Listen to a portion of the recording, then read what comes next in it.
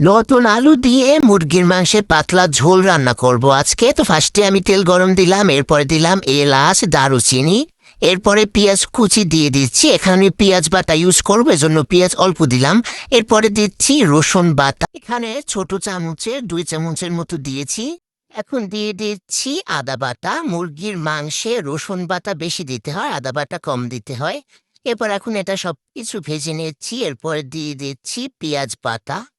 এখন সব মশলা কষিয়ে এরপরে আমি দিয়ে দিচ্ছি পরিমাণ মতো মরিচের গুঁড়া, হলুদের গুঁড়া, লবণ, তারপরে ধনিয়ার গুঁড়া দিয়ে দিলাম। এরপরে দিচ্ছি জিরার গুঁড়া।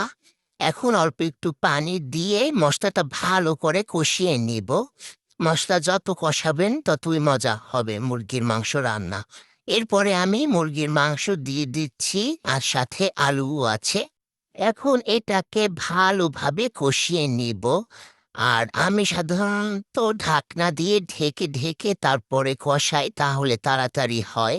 কিছুক্ষণ ভালো করে কষিয়ে নিলাম, এখন ঢাকনা দিয়ে কিছুক্ষণ ঢেকে দিলাম।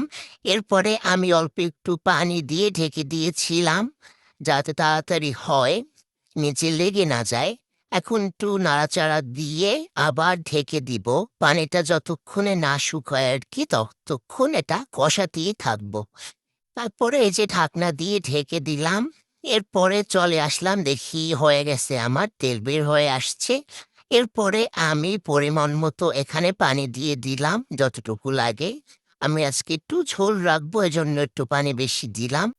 हवा के झोंके आज मौसमों से रूठ गए, गुलों की शोखियां जो भंवरे आके लूट गए।